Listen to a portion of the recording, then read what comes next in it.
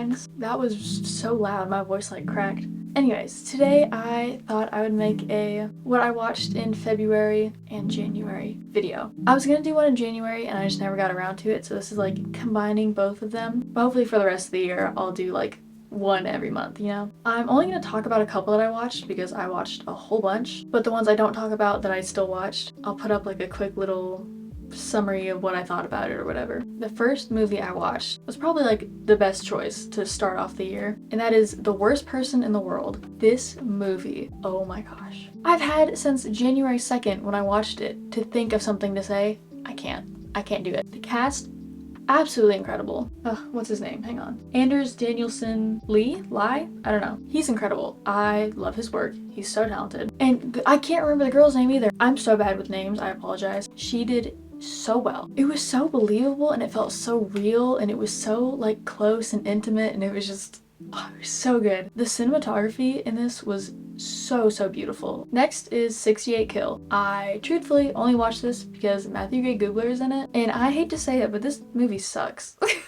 This movie is so bad. It's such just like a trashy slasher film, and I truthfully don't think I'd ever watch it again. That being said, it was fun, I guess. I'm moving past this one so quickly because I don't want to talk about it anymore. Juno. I love Juno so much. Literally, I love anything Elliot Page is in. I love anything Michael Cera's in. It was so cute and the soundtrack was amazing. I've been listening to the soundtrack since like before I watched the movie. Like it's just so good. I think the ending was like the sweetest thing I've ever seen in my life. I feel like I'm racing through these. I do have one that I know I'm gonna talk on and on and on about at the end, so bear with me. The Wonderful Story of Henry Sugar. This was directed by Wes Anderson, so you know, like, it's gonna be incredible. It was done in such a unique way. You know, most book adaptations are just like, if in the book it's like, this character said da-da-da, then in the movie, like, that character will say it. But no, it was like he was reading the story, but he was also in it. So he would like say his line and be like, I said. It was so fast-paced. It was so much fun. I really loved it. After that, I watched I'm Thinking of Ending Things. Hot take, I didn't like it. I don't know if I just watched it too late at night and like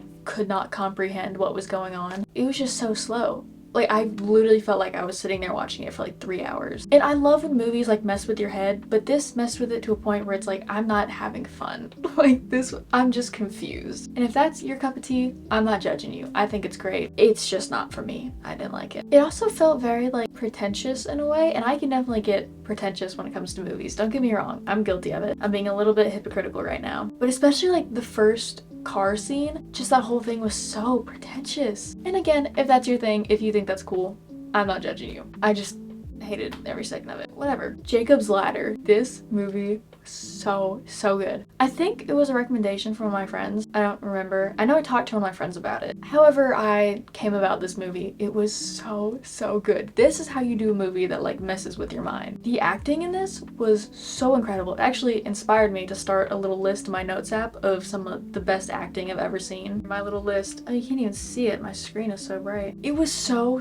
good. Like it didn't even feel like I was watching a movie, you know? Like it truly felt so authentic. The twist was crazy too. I'm trying to talk about these without spoiling anything. Black Swan. I also don't know why I watched so many like psychological and like confusing films this month. I guess I was like going through it. Like movie after movie after movie, there was like an unreliable narrator. Like it just made no sense. But with Black Swan specifically, I think it was very thrilling. Like sometimes, as much as I love movies, sometimes I'll be sitting there and I'll just get distracted. I just can't pay attention to it, but this one like never lost my attention for the entire time. I was so hooked the whole time and it was so good. The Killing of a Sacred Deer, another messing with your mind one. I am now looking at this list and I don't know what I was going through, but this was so good. While I was watching it, I realized it was based off of the story of Artemis, I think, and you know, the killing of a sacred deer. It makes sense. This movie was so like unsettling. Like it made me feel so weird, but I loved it. Like it was so good. I watched Boy Erased, and my only note on this is I ugly cried for so long. And it's true. I was in shambles, dude. I was in pieces. It's such a sad story because it's so real. Prisoners. This movie was so good. The whole cast, first of all, the cast was stacked. It was a crazy cast. All their performances were just so real, you know? And it was so good. I need to rewatch it again sometime soon. It was so good. I watched May December twice. The first time I watched it, I was like, this is really slow and really sad.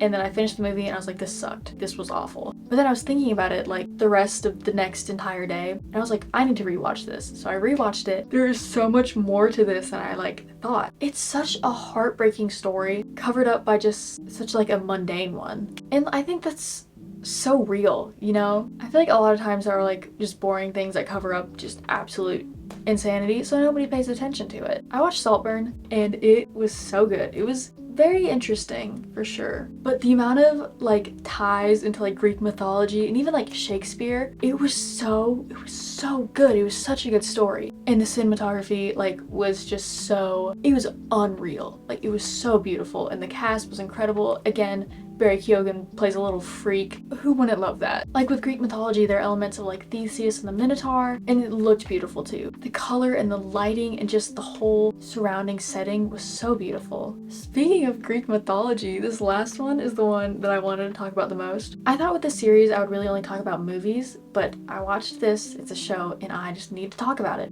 Percy Jackson and the Olympians. I am a total loser when it comes to Percy Jackson, okay? My sister has the first book right now, she's reading it, but like literally I am such a loser when it comes to Percy Jackson. I loved it in middle school, I was so obsessed, I found like such a home in the books, and then the show came out and I was like, oh, I remember this a little bit, like let me watch it just to see. Oh my gosh, I have fallen so deeply back into my old obsession, it's crazy. I think it was cast so perfectly. So many people are mad, like, oh, Percy's supposed to have like green eyes and black hair, you know, Annabeth's supposed to be this like blonde white girl and da-da-da. Did you watch the show? Have you not seen the interviews where they are like literally exactly their characters? Like, it was cast so perfectly. Walker's line delivery as Percy is the funniest thing. I really like how in the show we get to see more of like Grover and Percy's like friendship, because I feel like we definitely saw it in the book, but not as much. I love that we see more of Sally. She deserves the world and more, honestly. Like, yeah, we got a little bit of her in the book again, but like in the show, she is such an important character, and like all the flashbacks, oh my gosh. We're getting into a bit of spoiler territory, so if you haven't read it, if you haven't seen it, stop watching now and go read it and go watch it, and then you can come back. Luke broke my heart. I knew what was coming. I knew what was gonna happen, and I still refused to believe it. Cause like after that first, I don't think it was the first episode, maybe the second one, whenever Percy and Luke meet, they're best friends. Like they just immediately click so well, and when Percy is trying to like talk to his mom, and he's like, I actually like made a real friend.